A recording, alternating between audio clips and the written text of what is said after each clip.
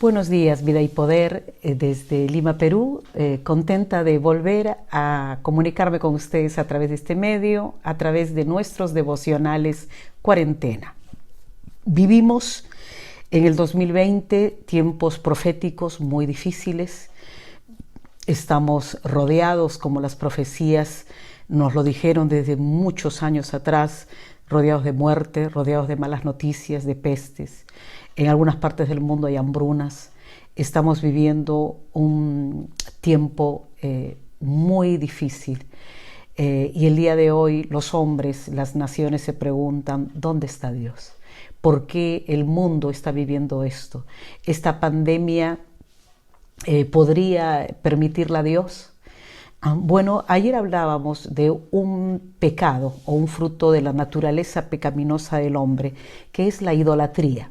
Y hoy quisiera, antes de entrar en sí a los siguientes pecados que la Biblia nos muestra en Gálatas capítulo 5, y permítame leer, las obras de la naturaleza pecaminosa, dice Gálatas 5, 19 y 20, se conocen bien: inmoralidad sexual, impureza y libertinaje, idolatría y brujería, odio, discordia, celos, arrebatos de ira, rivalidades, disensiones, sectarismos y envidia, borracheras, orgías y otras cosas parecidas.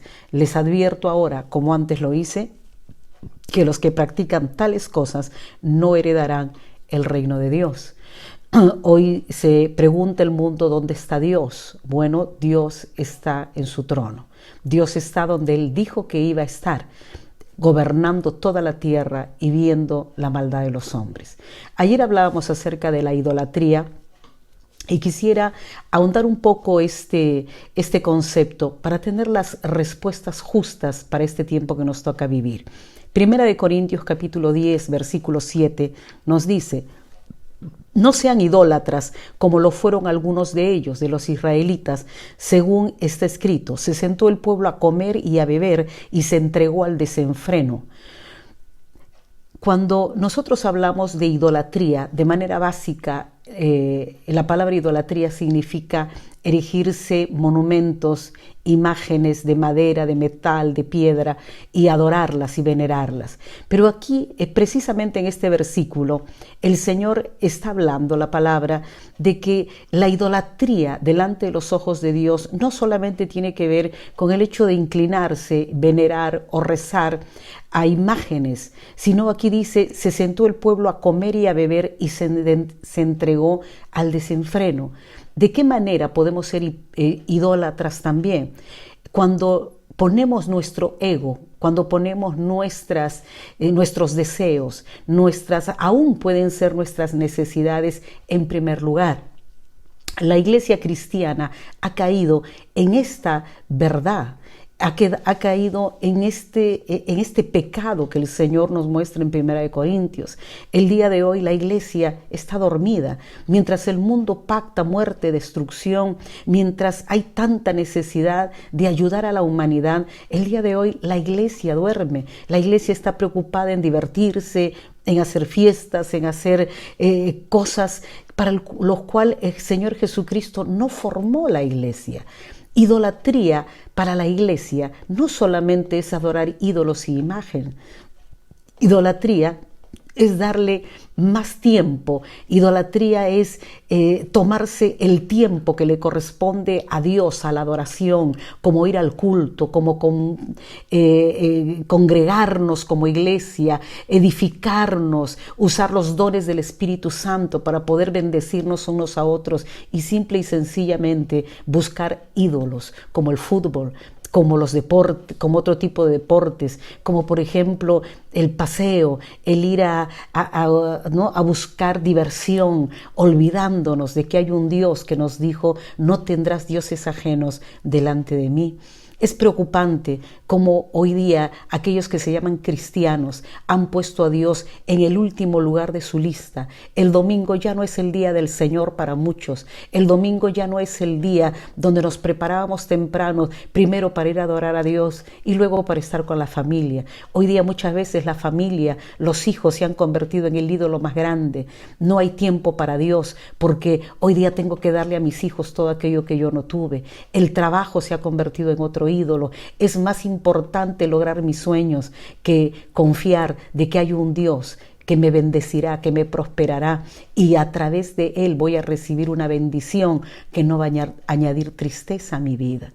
Y el día de hoy añadamos a eso que ese tipo de idolatría no significa ninguna otra cosa que no sea discordias, que no sea que no provoque, mejor dicho, discordias, enemistades, pleitos. Cuando un ser humano vive para sí mismo, vive egoístamente, pensando solamente en sí, lo que va a ocurrir es que todo lo que está alrededor le va a incomodar, porque el hombre que está centrado en sí mismo, que solamente busca sus propios sueños, sus propios deseos, sus propios placeres, va a encontrar que aquellos que están alrededor le van a impedir. Un padre que no sabe guiar a su hijo, que no le enseña la palabra de Dios, que no tiene tiempo para estar con sus hijos, como la palabra del Señor dice en Deuteronomio, le enseñarás a tus hijos en la mañana, en la tarde, cuando te levantes, cuando estés por el camino. El día de hoy el padre no tiene tiempo. Si usted está en su casa en estos días en cuarentena y todavía no le abrió la Biblia a su hijo, sepa usted que tiene un problema que se llama egoísmo. Y el egoísmo provoca odios, discordias, celos, arrebatos de ira.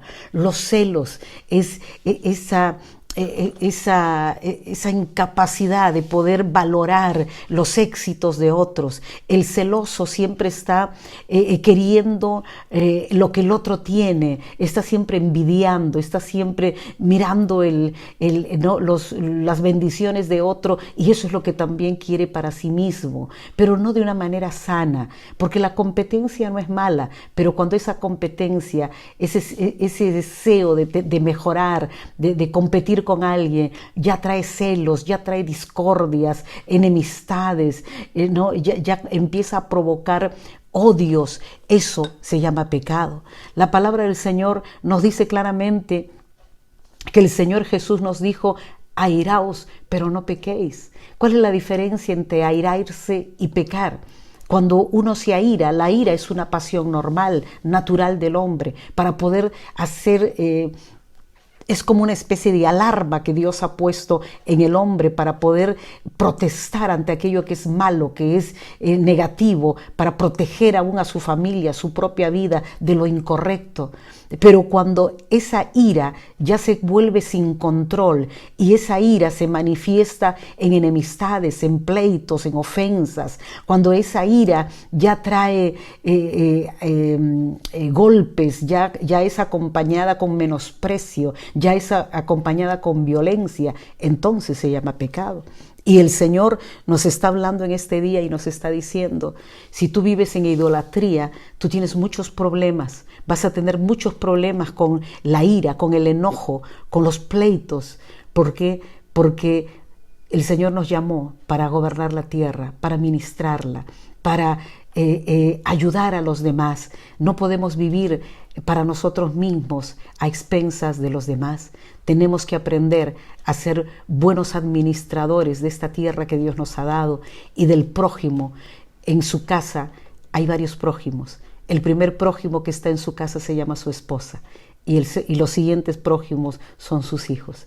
Si usted está muy preocupado en ayudar y bendecir y tal vez ayudar a ese prójimo que está fuera de las puertas de su casa, pero usted no se da el tiempo de ayudar y ministrar a ese prójimo, a esos prójimos que están dentro de casa, un día el Señor le va a tomar en cuenta. Que hoy renunciemos a todas esas al egoísmo y a todas esas cosas que nos llevan a arruinar nuestras relaciones. Dios es un Dios de amor y Él dijo: apártense y quítense de esa naturaleza pecaminosa que está llena de iras, de enojos, de idolatría, de enemistades y de pleitos. que aprendamos a vivir en la paz de Dios, aprendiendo a tener comunidad, aprendiendo a tener coinonía con aquellos que están cerca. Padre, hoy te doy gracias por tu palabra. Gracias, Señor, porque tú nos has dado un estilo de vida más alto, Señor, que vivir para nosotros mismos. Hoy queremos quitar nuestro yo, nuestro ego. Queremos quitar, Señor, nuestra egolatría. Y en ese lugar de honra, en ese lugar, Señor, de honor, en el trono de nuestro corazón, te ponemos a ti, Jesús. Ayúdanos a parecernos a ti cada día. En el nombre de Jesús. Amén. Que el Señor los bendiga. Chao. Hasta mañana.